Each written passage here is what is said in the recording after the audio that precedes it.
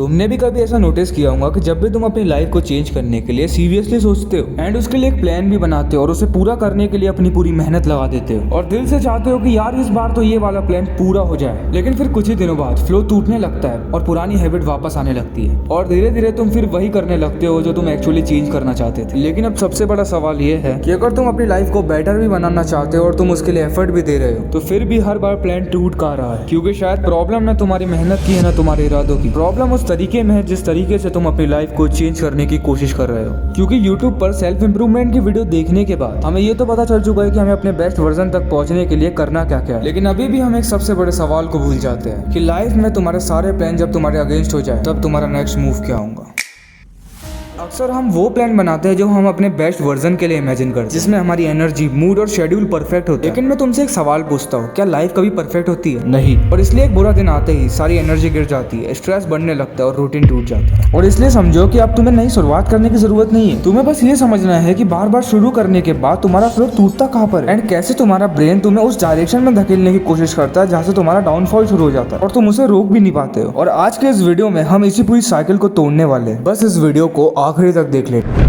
अक्सर तुम अपने फेलियर को उस मूवमेंट से जज करते हो जहाँ तुम क्विट करते हो, लेकिन क्या होगा अगर मैं तुमसे कहूँ कि असली फेलियर तो उससे पहले ही शुरू हो चुका होता है। मान लो तुमने डिसाइड किया था कि 30 दिन तक फोन कम यूज करूंगा। तुम्हारा डे 1 परफेक्ट गया और डे 2 भी अच्छा गया, बट डे 5 तक आते आते तुम अपना कंट्रोल खो बैठे, फिर से घंटों तक फोन यूज करने लगे। अब तुम कहोगे कि मेरा डिसिप्लिन वीक था, लेकिन प्रॉब्लम सिर्फ ये नहीं थी, असली प्रॉब्लम तो उससे पहले शुरू हो चुकी थी। हो सकता है तुम उस रात फोन अपने बेड के पास छोड़कर सो गए थे, सुबह आँख खुली फोन सामने था और तुम उसे यूज करने लगे। और बस यही होता है वो ब्रेकिंग पॉइंट, वो मोमेंट जहाँ तुम्हारा फेलियर अभी हुआ भी नहीं है लेकिन उसकी डायरेक्शन पहले से डिसाइड हो चुकी है। और सोचो, अगर तुम्हें ये मोमेंट पहले से पता होता तो तुम्हें खुद को ब्लेम करने की जरूरत नहीं पड़ती, तुम उसे पहले ही रोक देते। और यही चीज तुम्हारी लाइफ के बहुत सारे पैटर्न्स में होती है। तुम फेलियर को उस जगह देखते हो जहाँ सब कुछ बिगड़ चुका होता है, लेकिन अगर तुम थोड़ा पीछे जाकर देखो तो एक ऐसा मोमेंट मिलता है जहाँ से सब कुछ ऑफ ट्रैक होना शुरू होता है। और इन्हीं पैटर्न्स को ढूंढने के लिए अपने कुछ लास्ट फेलियर्स के बारे में सोचो और खुद से बस ये पूछो कि मैं ट्रैक से हटना कब शुरू हुआ। जैसे हो सकता है तुम हर बार थकने के बाद गिव अप कर देते हो, या स्ट्रेस आते ही तुम अपनी पुरानी हैबिट्स रिपीट करने लगते हो। और अगर तुम्हें ये पैटर्न्स मिल गए तो तुम्हें अपनी वीकनेस से हर बार लड़ने की जरूरत नहीं है, उन्हें बस अपने प्लान का हिस्सा बना दो। अगर थकान तुम्हारा ब्रेकिंग पॉइंट है तो प्लान में पहले से एक रियलिस्टिक ब्रेक रखो। अगर स्ट्रेस तुम्हें पुरानी हैबिट तक ले जाती है तो उस मोमेंट के लिए एक बेटर ऑप्शन पहले से रेडी रखो, क्योंकि अब तुम्हारा अगला प्लान सिर्फ इस होप पर नहीं होगा कि इस बार मैं डिसिप्लिन रहूंगा, अब वो तुम्हारे अपने एक्सपीरियंस पर खड़ा होगा। तुम्हें पहले से पता होगा कि तुम कहाँ टूट सकते हो और उससे पहले अपने प्लान को प्रोटेक्ट कैसे करना है। लेकिन यहाँ एक प्रॉब्लम अभी भी बाकी है। मान लो तुमको अपना ब्रेकिंग पॉइंट पता चल गया,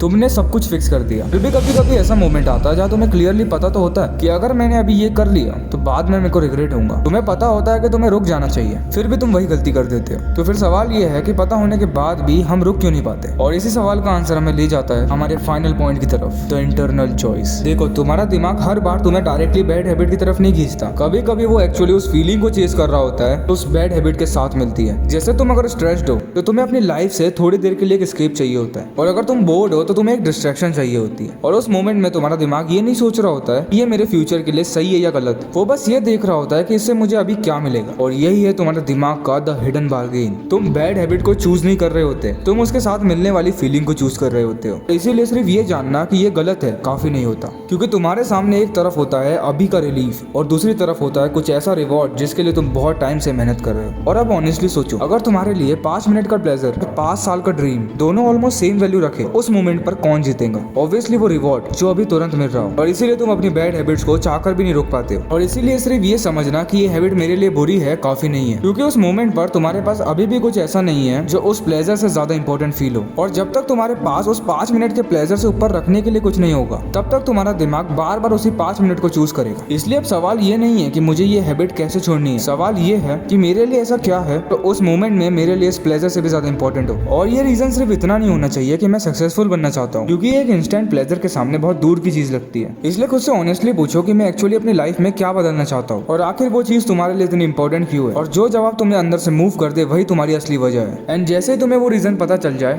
तो उसे बस मोटिवेशन बनाकर दिमाग के किसी कोने में मत छोड़ देना। उसे याद रखना उस ब्रेकिंग पॉइंट के लिए जब तुम्हें उसकी सबसे ज्यादा जरूरत होगी। और अब जब तुम्हारे पास वो चीज है जो हर बार मिसिंग थी, अब तुम्हें पता है कि तुम कहाँ टूटते हो। एंड जब वो मोमेंट दोबारा आएगा तुम्हें पता होगा कि क्या चूज करना है। पहले बस तुम खुद को ब्लेम करते थे, अब तुम्हें अपना पैटर्न पता है। तुम्हें पता है कि कहाँ से सब बिगड़ना शुरू होता है एंड तुम्हें उससे अब लड़ना नहीं पड़ेगा। तुम्हें बस चॉइस बदलनी होगी और जब ये चॉइस बार बार रिपीट होंगी तो तुम्हारी नई शुरुआत सिर्फ शुरुआत नहीं रहेगी, वो तुम्हारी रियलिटी बनने लगेगी। जब तक मिलते हैं अगले वीडियो में। अगर इस वीडियो से कुछ वैल्यूएबल सीखने को मिला है तो एक सब्सक्राइब या कमेंट जरूर कर देना। जब तक के लिए स्टे हार्ड।